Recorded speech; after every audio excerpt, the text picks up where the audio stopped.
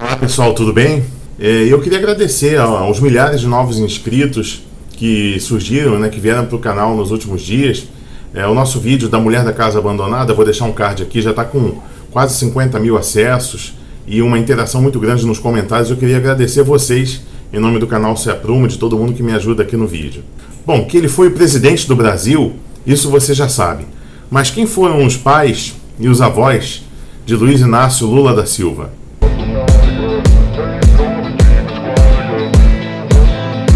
Mas antes eu queria te pedir para se inscrever no canal, clicar no sininho de notificações e compartilhar esse vídeo, usar aqui os comentários à vontade, tudo bem? Garanhuns. Você conhece Garanhuns? Garanhuns é um município brasileiro do agreste do estado de Pernambuco.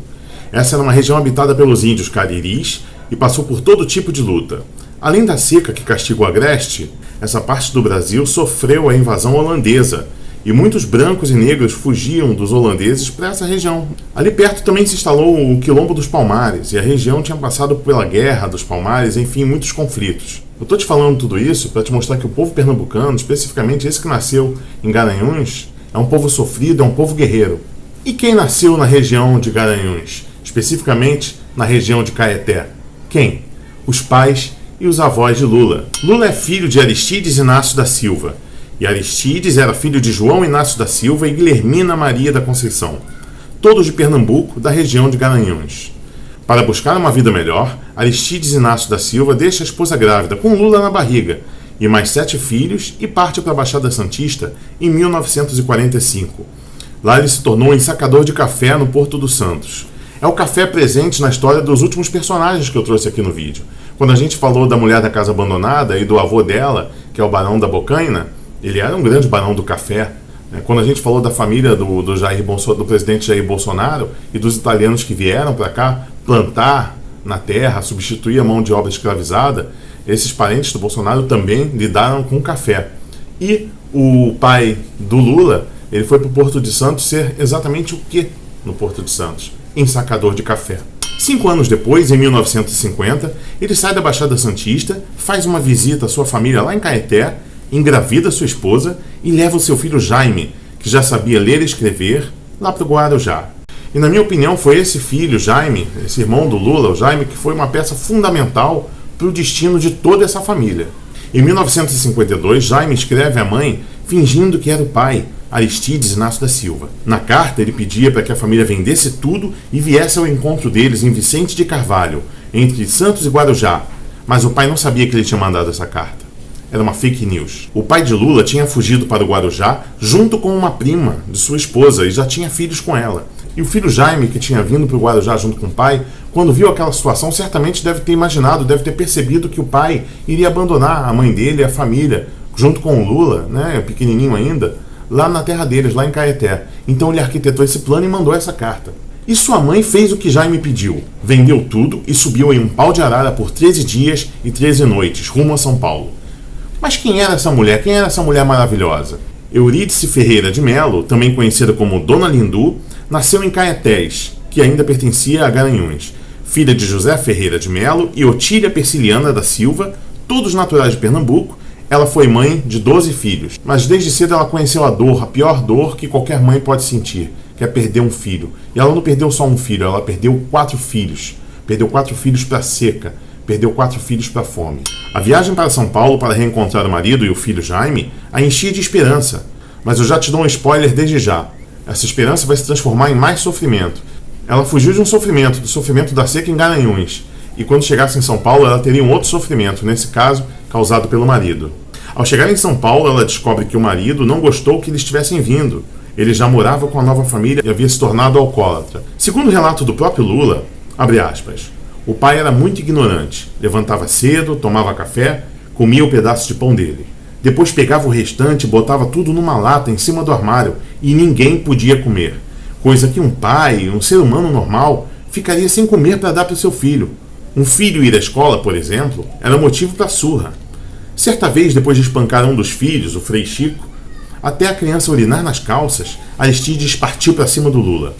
Quando ele foi bater no filho, a Dona Lindu não deixou. Aí o que esse cara fez? O que esse homem terrível, infelizmente terrível, foi o pai do Lula fez? Pegou uma mangueira e deu uma mangueirada na cabeça da esposa. Deu uma mangueirada na cabeça da dona Lindu. Foi quando ela decidiu que acabou. Foi quando ela, depois dessa agressão, ela decidiu que acabou. Ela iria sair de casa com as crianças e nunca mais. E você vai ver que nunca mais ela voltou. E esse filho? E esse filho que ela entrou na frente para proteger desse pai agressor? Quem era esse filho? Quem era Luiz Inácio da Silva? Lula nasceu um mês depois do pai partir para São Paulo. A história dele é a história de sofrimento de milhões de famílias brasileiras que driblam a fome e a morte todos os dias. Quando o pequeno Luiz Inácio tinha cerca de 4 anos, ele chegou perto de uma jumenta que estava com um filhotinho. E quando a jumenta com um filhotinho, com uma cria, viu a criança se aproximando, viu Lula ainda com 4 anos chegando perto, ela mordeu ele no ombro, perto do pescoço.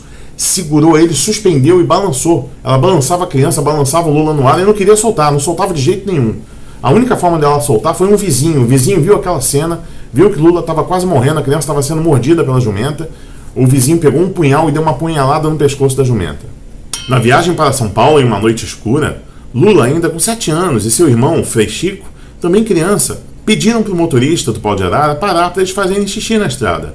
Quando eles desceram, o motorista arrancou com um caminhão, deixando a mãe desesperada em cima do Pau de Arara. O caminhão partindo, ele achou perigosa aquela área e foi embora.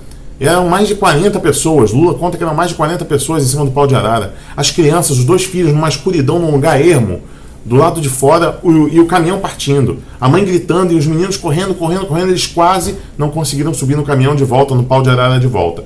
Mas acabaram conseguindo subir. Ainda bem. Depois de saírem todos da casa do pai, como eu falei, para nunca mais voltar, Dona Lindu e os filhos se mudaram para a Vila Carioca, em São Bernardo do Campo. Lula se formou no Senai e começou a trabalhar na fábrica de parafusos Marte e depois na fábrica Independência. Aqui, como torneiro mecânico, trabalhando à noite, o braço da prensa fechou e esmagou o dedo menor da sua mão esquerda. Com a indenização que ele recebeu de 350 mil cruzeiros, ele comprou alguns móveis para a mãe e comprou um terreninho. Ele honrou a mãe o tempo inteiro, foi um ótimo filho.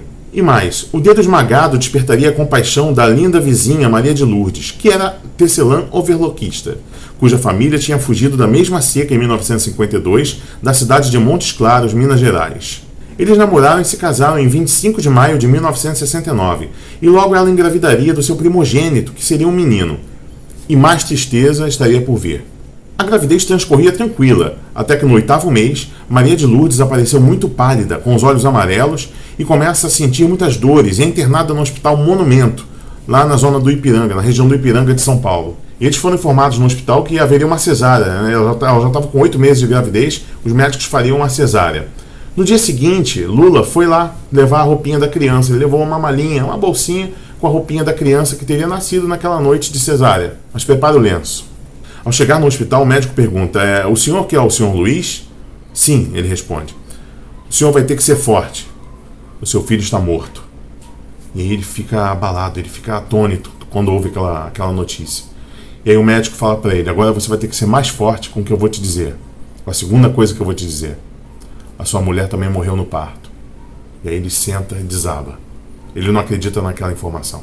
O hospital era tão ruim que uma amiga de Maria de Lourdes, a Milena, teve que limpar os corpos da mãe e do filho.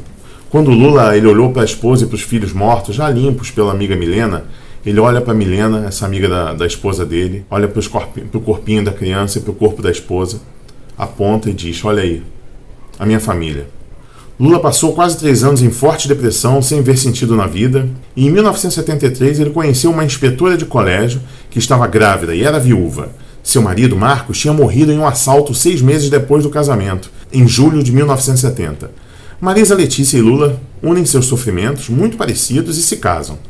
Lula registra em seu nome o filho que Marisa esperava, e a criança recebe o nome do falecido pai biológico, Marcos Cláudio. Depois da morte do seu filho, Lula se engajaria no movimento sindical e seria preso no DOPS por iniciar uma greve. Dona Lindu tinha descoberto um câncer uterino. A família estava poupando a Dona Lindu de saber que o filho tinha sido preso pelo DOPS, que o Lula estava preso, porque ela se preocupava muito, principalmente na década de 70, na época mais dura aí da repressão, de que o filho se envolvesse com movimentos sindicais, né, de estímulo de greves, e ele foi preso e ela soube, não teve jeito. Essa história está narrada numa reportagem que eu vou deixar o link para vocês, e lá diz que a Dona Lindu, quando soube dessa informação, ela fechou os olhos e falou: meu Deus, como é que ele vai resistir a isso? Tomara que Deus coloque um anjo da guarda lá com ele. Coisa de mãe, é o que toda mãe faria, né? A história continua contando que a dona Lindu pediu para essa nora um copo d'água. E a nora trouxe um copo d'água para ela. Ela bebeu o copo d'água até o final, virou pro lado e morreu. Ela morreu e a última notícia que ela teve do filho é que o filho estava preso. Ela morreu duvidando se o filho seria solto. Ela morreu talvez achando que o filho seria morto dentro da prisão.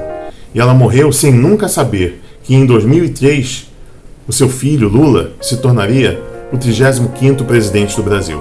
Eu tenho certeza que você que tem uma mãe lutadora concorda comigo de que Lula não seria absolutamente nada nessa vida se não fosse por essa mulher, pelo martírio dessa mulher, pelo sofrimento dessa mulher, dessa verdadeira santa que foi a sua mãe, a dona Eurídice Ferreira de Mello, a dona Lindu. Obrigado por assistir até aqui, até o próximo vídeo, até a próxima história.